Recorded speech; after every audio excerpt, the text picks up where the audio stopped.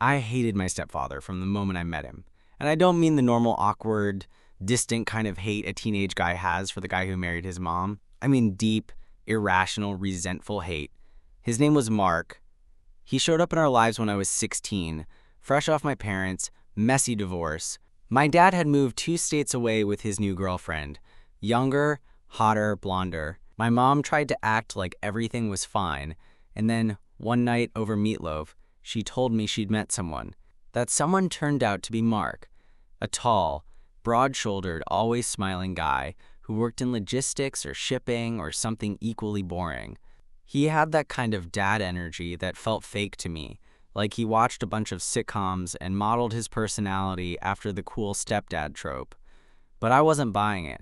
I didn't care that he made good money or helped mom with the bills. I didn't care that he was nice to the neighbors or helped coach my little brother's soccer team. I hated that he acted like he belonged, like this was his family now.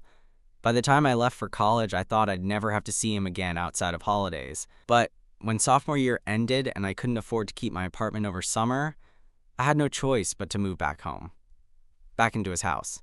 The house he and mom had bought together after the wedding. Everything felt wrong from the minute I walked in. The furniture was different. The walls were painted some neutral beige that made me itch. Even the kitchen smelled different, like Mark's cologne mixed with coffee and eggs. Not like home. He tried, of course. Offered to help me bring my bags in. Asked about school, my friends, my job at the bookstore.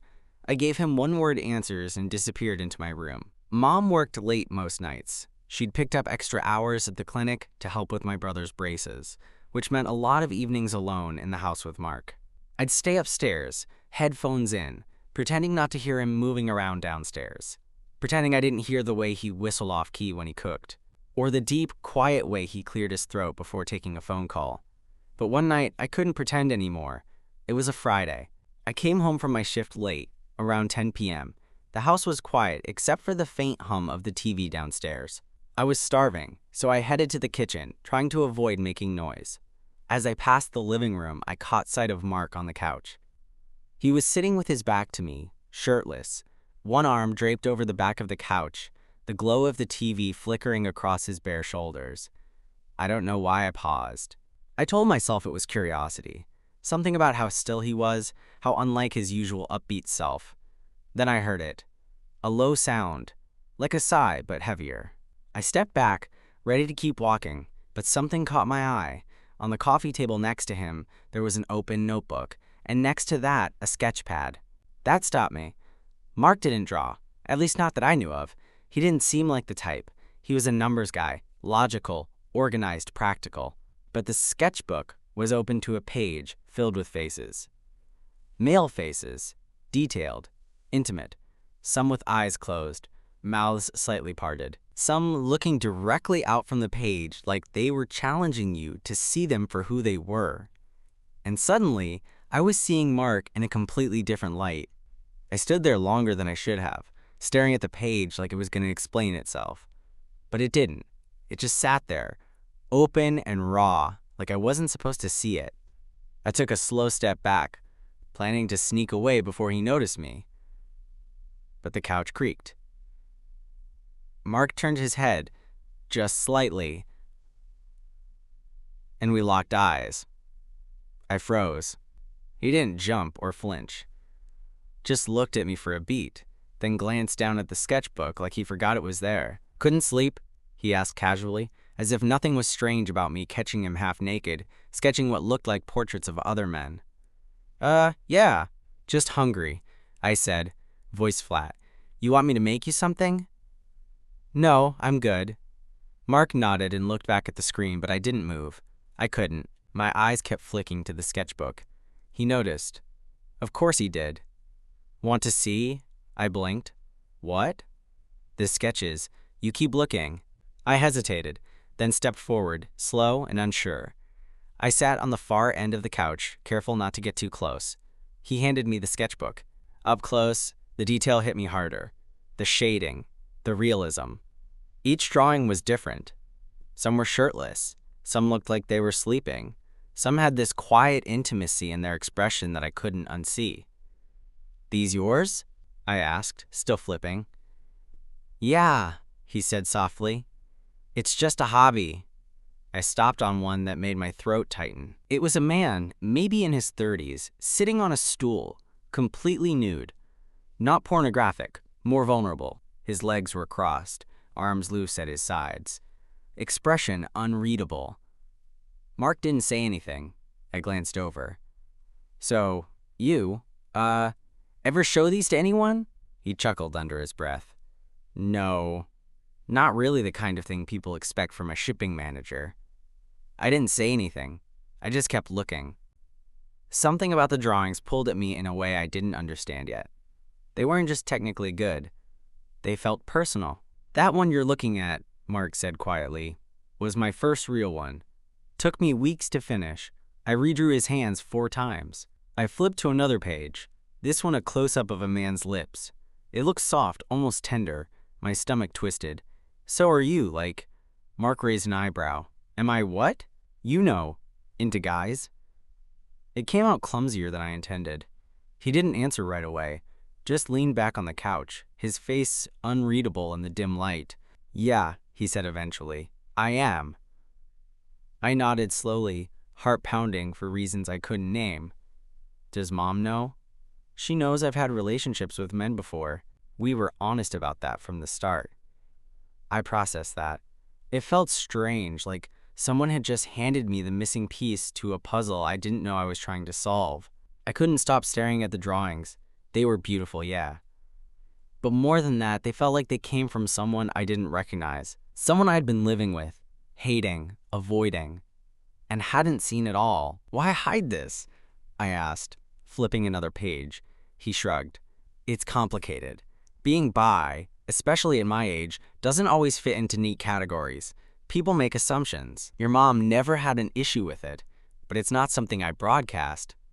But these, I held up the book, this is more than just art. Mark gave me a small smile. Maybe. Or maybe I just needed a way to let things out. I swallowed hard. I wasn't sure what I was feeling. Confusion? Curiosity? Maybe both. I didn't know you could draw, I said. You never asked. I let that hang in the air. He wasn't wrong. Then, without really thinking, I said, they're really good. Mark looked surprised. Thanks. We sat in silence again. Not awkward, not heavy, just still. That was the first night something shifted between us. And it wasn't the last. After that night, I couldn't stop thinking about it. The sketchbook. The drawings. The way Mark had looked when he admitted the truth. Not ashamed, not proud, just honest. It was weird. I'd spent years building this idea of him in my head, this role he played that I hated. But now he didn't fit into it anymore. I told myself I didn't care, that it didn't matter what he drew or who he'd been with before. But every time I walked by the living room or heard him moving around the house, I felt this weird pull, like I wanted to see more, know more. He didn't bring it up again, and I didn't either, but something shifted between us. I stopped avoiding him. We started having small conversations in the kitchen, or while watching TV if we happened to land on the couch at the same time. It wasn't like we became best friends overnight, but the wall I'd built started to crack. A couple weeks later, I was in the kitchen late again. My sleep schedule was wrecked, and Mark walked in wearing gym shorts and a worn t-shirt, his hair damp like he'd just showered. Couldn't sleep? He asked, grabbing a glass of water. Yeah, I said. You? He shrugged. Went for a run. Helps clear my head. I watched him lean against the counter, muscles subtly visible through the fabric, and something flickered in my chest, something I didn't want to examine too closely. You still sketch? I asked. Sometimes, he said. Only when I'm in the mood. What do you draw now? He gave me a small smile. Lately? Nothing much. Could you? I stopped. Regretted speaking. Mark tilted his head. What? I cleared my throat. Could you, show me how? He blinked, surprised. You want to draw? Just curious. I'm crap at it, but I don't know. Thought I'd try. Mark nodded slowly. Sure. You free tomorrow night? Yeah. Cool, he said. I'll pull out some supplies. The next night, he set us up at the dining table. He had 2 sketch pads, a pile of pencils, erasers, and this weird round thing he called a blending stump. We sat next to each other, and he walked me through the basics: shading, structure, light. His voice was soft but focused, patient, and close. I could smell his aftershave, something earthy and warm. Every time he leaned over to guide my hand, I felt a heat rise under my skin. I couldn't blame on the summer air. You've got a steady hand, he said quietly. I looked up. Our faces were closer than I realized. His eyes met mine, steady, calm. But there was something else there too, something I hadn't noticed before, maybe because I hadn't wanted to. That night, after we finished, I lay in bed staring at the ceiling, heart pounding. I'd never thought about another guy like that. Not really. But now, all I could think about was him, my stepfather, the guy that first used to hate, and the way his fingers had brushed mine when he took the pencil. I told myself I was tired, that it was just a phase or curiosity or some psychological rebound from the tension we used to have. But the truth was harder to shake. I was looking at Mark differently, and I wasn't sure I wanted to stop. The drawing sessions became our thing. It started with him showing me simple shapes, then portraits from reference photos. But slowly, almost without us planning it, the subject matter started changing. He'd bring out one of his older sketchbooks and let me flip through it while he gave tips. Sometimes he'd let me choose what to draw next. Those nights at the dining table felt safe, like a bubble where all the noise of the past, the resentment, the walls between us, faded. It was just pencils, scratching paper, his voice soft in my ear, explaining shading or structure. And I kept noticing things, the way his forearms flexed when he shaded, the small scar near his wrist I had never seen before, the way his shirt clung to his back after a late run. Every detail lodged itself somewhere in my brain, and I hated how much I thought about it later. One Thursday evening, Mom had a night shift at the clinic. My little brother was at a friend's sleepover. It was just Mark and me in the house. He was already at the table when I came downstairs, sleeves rolled up, pencils lined neatly. You're early, he said with a half smile. Couldn't wait. It slipped out before I could catch it. He chuckled quietly. I'm honored.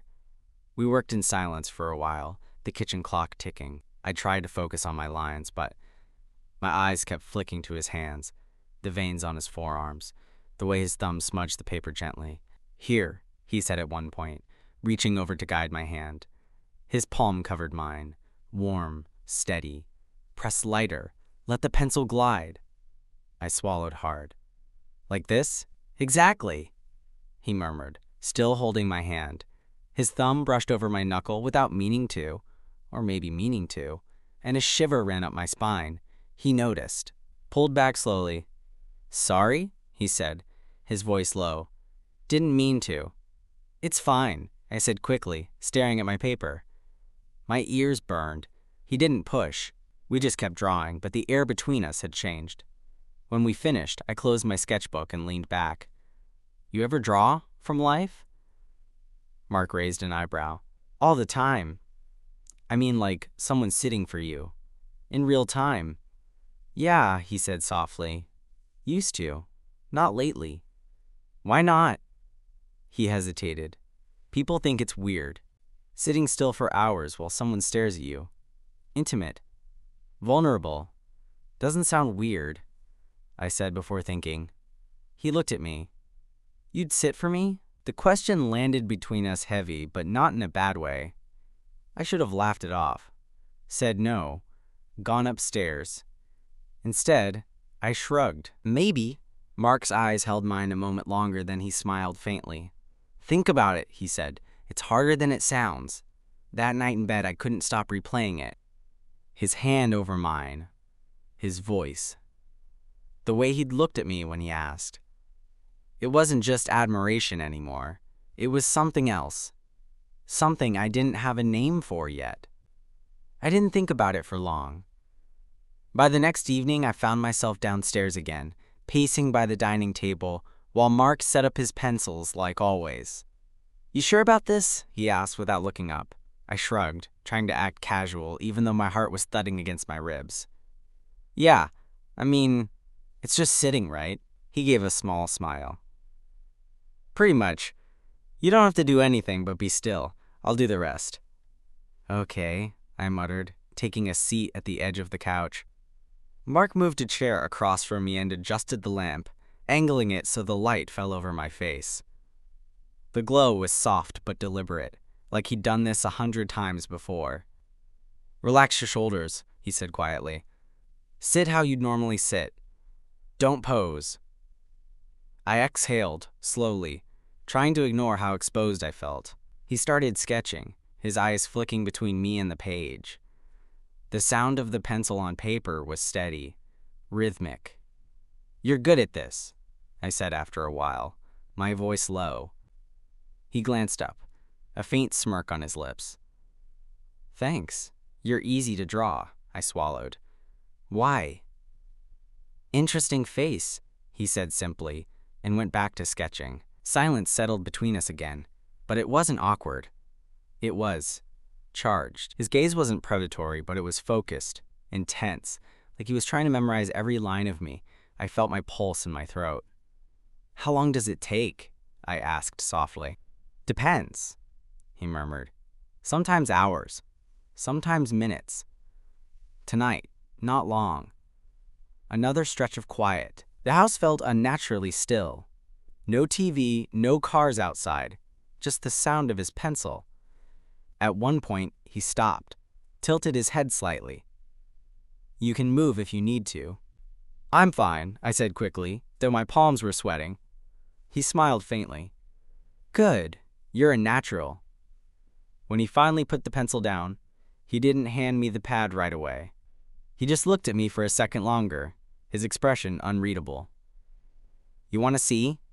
he asked. I nodded. He turned the pad around. It was me, but not like any picture I'd ever seen of myself. Softer, sharper, older, younger, all at once. His shading caught every detail, every shadow. It wasn't just a drawing. It was like he'd seen me in a way nobody had. My stomach twisted. "Wow," I murmured. "You like it?" I nodded again, throat dry. "Yeah, it's good." Mark leaned back in his chair, still watching me. "It's different drawing someone you know," he said quietly. "Harder to stay detached." I didn't know what to say to that. We sat in silence for a long moment. Then, almost without thinking, I asked, "You ever draw someone closer?"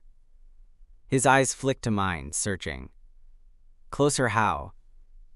I hesitated. Like, not just their face. More of them. Everything. Mark's jaw flexed. He didn't look away. "Yes," he said finally. "But only when they wanted me to." I felt a heat crawl up my neck. "Oh."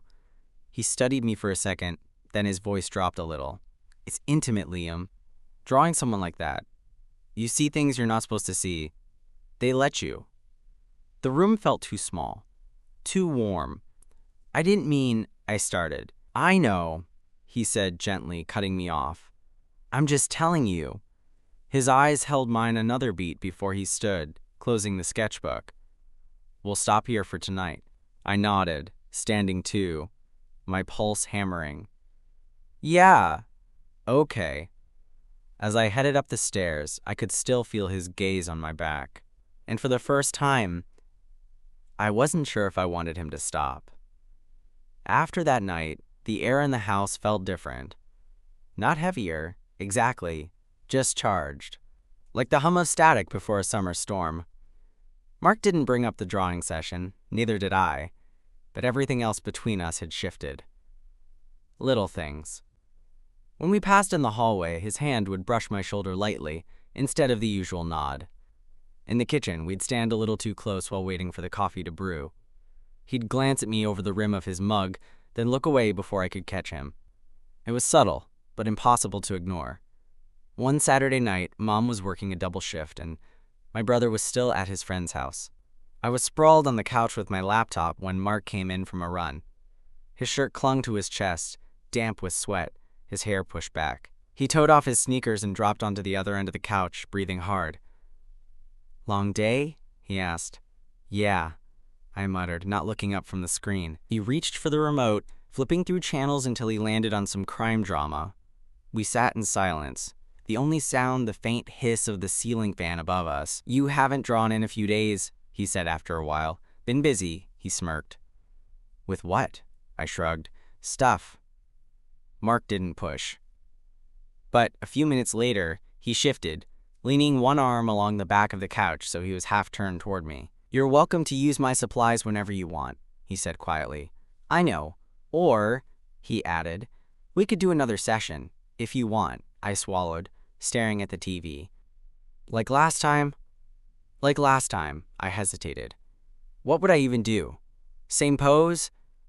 He chuckled softly. "You don't have to pose. You just have to sit. The rest is up to me." Something in the way he said it made my stomach tighten. "What if?" My voice came out lower than I meant. "What if we did something different?" Mark's eyebrow lifted. "Different how?" "I don't know. Just not the couch, not the dining table. Somewhere else." He studied me for a long moment, then nodded slowly. "Okay." "Where?" I shrugged. "Your studio?" He smiled faintly. "It's just the spare room." "Still." Another pause. "You're sure about this?" I forced myself to meet his eyes. "Yeah." Mark stood, stretching. "Give me 10 minutes." I sat frozen on the couch while he disappeared down the hall. My heart was hammering, palms damp. I told myself it was curiosity, that I just wanted to understand him better, but deep down I knew it was more than that. When I finally walked to the spare room, the lights were dimmed and the blinds drawn. His sketchpad and pencils were already set up on a small table. There was a single wooden chair angled toward the window. "Sit," he said quietly. I did. He adjusted the lamp so the light washed over me from one side. Then he picked up his pencil, his gaze flicking between my face and the page. The sound of graphite on paper filled the room. Minutes passed. Neither of us spoke. Then, without looking up, Mark said softly, "You're tense. Breathe." I exhaled slowly. "That's better," he murmured. I watched him work, his brow furrowed, his mouth set in a line of concentration. Every so often, his eyes would meet mine for a heartbeat too long before dropping back to the page. "You trust me?" he asked quietly. The question caught me off guard. "What?" "You trust me?" he repeated. I hesitated. "Yeah, I do." He gave the faintest smile and kept sketching. For the first time since I'd moved back home, I realized the hate I'd felt for him was gone. Replaced by something I couldn't name, something that felt dangerous and thrilling all at once. And sitting there in the dim light, watching him draw me like I was something worth capturing, I wasn't sure I wanted it to stop. Time disappeared in that room. I don't know how long I sat there, my hands resting on my thighs, trying to look relaxed while Mark's pencil moved in quiet, steady strokes. The lamp threw a pool of light across my lap and chest, leaving everything else in soft shadow. The air smelled faintly of cedar from the pencil shavings. When he finally set the pencil down, he didn't turn the pad toward me. He just sat back in his chair, looking at me with an expression I'd never seen before, open but guarded, like he was on the edge of saying something. "What?" I asked, my voice quiet. He tapped the edge of the sketchbook. "You look different when you're still." "Different how?" "Not angry," he said softly. "Just you." My chest tightened. "I'm not always angry." "I know," he said. "I think that's why I wanted to draw you." Silence hung between us. The only sound was the faint tick of the clock on the wall. "You want to see?" he asked finally. I nodded. He turned the pad around. This one was nothing like the first. It wasn't just a portrait. It was almost a confession. My shoulders, my hands, the way my shirt clung to me. The lines of my face softened, eyes half closed, like I was caught between waking and sleeping. He'd drawn me like he knew me, like he'd been watching for a long time, waiting for me to let him in. I stared at it for a long moment. It's... My throat felt tight. It's me. Mark's mouth twitched in a faint smile. It is. You're good, I said, still looking at the paper. Like, really good. He didn't answer. When I finally looked up, his eyes were on me. Steady. Searching. Not pushing, but not looking away either. What? I asked again, softer. I wasn't sure, he said quietly. If you'd ever see me. Really see me. I blinked. What do you mean? He hesitated, then exhaled slowly. I know you hated me. You had every reason to. I didn't want to be your dad. I didn't want to replace anyone. He trailed off, glancing at the sketchbook. I wanted to be here, and I didn't know how. The words hit harder than I expected. I'd spent years telling myself stories about him, stories where he was the intruder, the outsider. It hadn't occurred to me that maybe he'd been standing outside looking in too. I didn't hate you, I muttered, though it sounded weak even to me. Mark gave a small, sad smile. You did, and that's okay. We sat there, both of us quiet. I saw your sketchbook that first night, I said finally. I thought it was weird at first. But it's not. I searched for the word. It's beautiful. Mark's eyes softened. Thank you. I looked down at the drawing again. My hands were trembling a little. You draw people like you, I trailed off. Like, I want to understand them, he said. I nodded slowly. Do you understand me? His jaw tightened. I'm starting to. The room felt too small again, but not in a bad way. Like, we'd both stepped into a space we didn't know existed between us. I cleared my throat. You don't have to hide it, you know. Hide what? The drawings. Who you are. Mom doesn't care. And I hesitated. I don't either. For a moment, neither of us said anything. Then Mark set the sketchbook down and leaned forward slightly, his elbows resting on his knees. Thank you, he said quietly. I couldn't hold his gaze for long. I looked at the floor, at my hands. I didn't expect to feel like this, I murmured. Like, what? Like, I exhaled slowly. Like, I don't hate you anymore? Mark chuckled softly, the sound low and warm. That's a start. We sat there a moment longer, the silence not heavy but full. Then he said, You want to keep drawing? Or call it a night? I looked at him, at the sketchbook, at the way the lamplight caught the silver in his beard. Let's keep drawing, I said. And for the first time since moving back home, I felt like I didn't want the night to end. We didn't talk much after that. Mark picked up his pencil again, and I sat back in the chair, trying to breathe like he told me to. The room felt thick with things we weren't saying, but for the first time, it didn't feel like a wall. It felt like a door. He sketched quietly for a while, glancing up at me in those long, deliberate looks. Every time our eyes met, something flickered between us. Recognition, maybe. Or a kind of permission. You're a good subject, he murmured after a while. Why? You don't hide as much as you think, he said.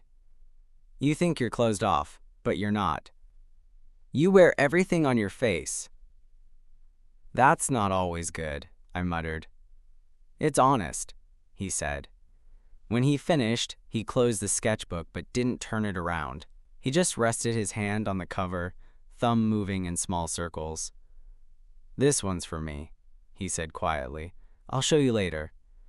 I frowned. Why? He looked at me steadily. Because it's not about the drawing anymore. I swallowed hard. Then what is it about? Mark exhaled through his nose, almost a laugh, but not quite. It's about us finally seeing each other after all this time. The room was silent except for the clock. My heart was beating so loud I could hear it in my ears. "I don't know what to do with that," I said softly. "You don't have to do anything," he said. "Just know that the way I've been with you these last few weeks, that's who I really am. Not the guy who showed up here 3 years ago trying too hard. Not the guy you built in your head." I looked at him for a long moment. "I thought you were trying to replace my dad." "I wasn't," he said gently. "I knew I couldn't. I just wanted to be someone you didn't have to hate." "You're not," I said. My voice cracked a little. "I don't hate you." He smiled then. Not the practice smile I remembered from when he first moved in, but something smaller, softer, real. "Good," he said. We sat there for a long time like that. Nothing dramatic happened. No big gesture. Just the quiet of two people who'd finally stopped fighting each other. When I finally stood to go upstairs, he stopped me with a hand on my arm. Not gripping, just resting there, warm and steady. "Liam," he said quietly. "Thank you for giving me a chance." I met his eyes. "Thank you for not giving up." His thumb brushed lightly over my arm before he let go. "Good night," he said. "Night," I murmured. Upstairs in my room, I sat on the edge of the bed, staring at the dark window, my heart still thudding. It felt like something had shifted permanently, not into something inappropriate, but into something real. The man I'd hated for years wasn't a stranger anymore. He was just Mark. And somehow, that was enough. I lay back, eyes closed, and for the first time since moving back home, I didn't feel like a guest in my own house. I felt like maybe, just maybe, I'd found a way back to belonging.